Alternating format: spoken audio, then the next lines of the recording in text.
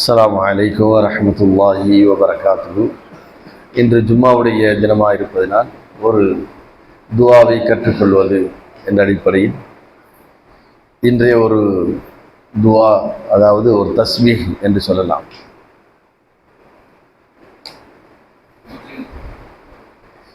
நபிகள் ஸல்லல்லாஹு அலைஹி வஸல்லம் அவர்கள் கூறினார்கள், ஒரு நாளைக்கு யார் ஒருவர் லா இலாஹ இல்லல்லாஹு வஹ்தஹு லா ஷரீக லஹு லஹுல் முல்கு வ லஹுல் ஹம்து வ ஹுவ அலா குல்லி ஷைஇன் கதீர். ஜமாத்துக்கு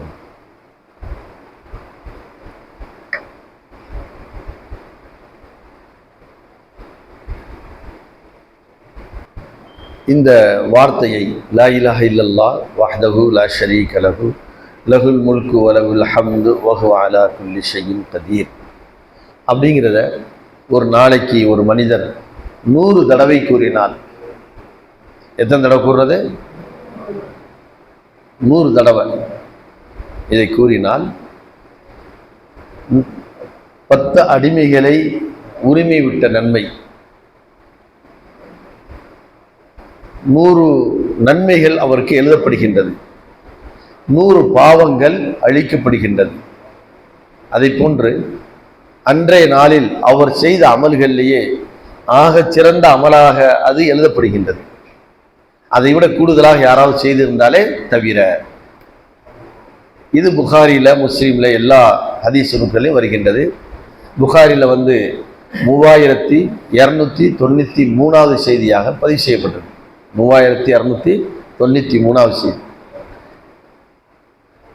லா இலாஹ இல்லல்லாஹு வஹ்தஹு லா ஷரீக லஹு லஹுல் முல்கு வ லஹுல் ஹம்து வ ஹுவ அலா குல்லி ஷைஇன் கதீர் அப்படிங்கிற இந்த வார்த்தையை ஒரு மனிதர் எத்தனை தடவை சொல்றது? 100 தடவை சொன்னால் அவர் 10 அடிமைகளை உரிமை விட்ட நன்மை இருக்கின்றது. 100 நன்மைகள் அவருக்கு எழுதப்படுகின்றது, 100 பாவங்கள் அழிக்கப்படுகின்றது. அதை போன்று இதை விட கூடுதலாக ஒரு மனிதர் செய்யாமல் இருக்க வரைக்கும் அன்றைய நாளில் அவர் செய்த அமலிலேயே ஆகச் சிறந்த அமலாக என்ன செய்யப்படும்? அவருடைய பட்டோலையில் எழுதப்படும்.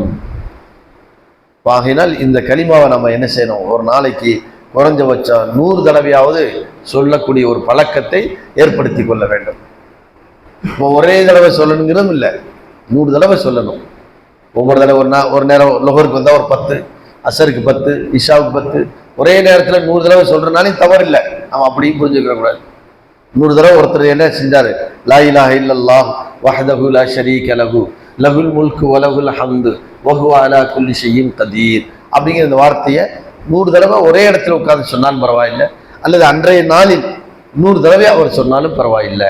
அன்றைக்கு அவர் செய்த அமல்களிலேயே ஆகச்சிறந்த அமலாக அவருக்கு என்ன செய்யப்படும்? எழுதப்படும் என்று நபிகள் ஸல்லல்லாஹு அலைஹி வஸல்லம் அவர்கள் கூறியிருக்கின்றார்கள். ஆகையினால் இந்த வார்த்தையை, இதனுடைய பொருள் என்னவென்றால், லா இலாஹ இல்லல்லாஹு, அல்லாஹுவை தவிர வேறு கடவுள் இறைவன் யாரும் இல்லை, அல்லாஹுவை தவிர வேறு யாரும் இல்லை. லா ஷரீக லஹு, அவனுக்கு இணை என்பது கிடையாது.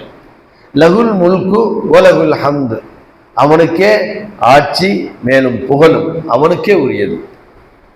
லஹுல் முல்கு வ லஹுல் ஹம்து வ ஹுவ அலா குல்லி ஷைஇன் கதீர், அவன் அனைத்து பொருள்கள் மீதும் ஆற்றல் உள்ளவன் அப்படிங்கிறது அதனுடைய பொருளாக இருக்கின்றது. அல்லாஹ்வை தவிர வேறு யாரும் இல்லை, அவனுக்கு துணை இல்லை, அவன் தனித்தவன், அவனுக்கு துணை இல்லை. புகழும் ஆட்சியும் அவனுக்கே உரியதாக இருக்கின்றது. அவன் அனைத்து பொருளின் மீதும் ஆற்றல் உள்ளவன் அப்படிங்கிறது தான் இதனுடைய பொருளாக இருக்கின்றது. ஆகையால் இந்த கலிமாவை நாம் சொல்லி ஒரு பழக்கத்தை என்ன செய்யணும்? 100 தடவை இன்ஷா அல்லாஹ் ஏற்படுத்திக் கொள்வோம். சொல்லுங்க, லா இலாஹ இல்லல்லாஹு வஹ்தஹு லா ஷரீக லஹு லஹுல் முல்கு வ லஹுல் ஹம்து வ ஹுவ அலா குல்லி ஷைஇன் கதீர். இன்ஷா அல்லாஹ் இதை ஓதிக்கணும். சுப்ஹானக அல்லாஹ் வ பிஹம்திக.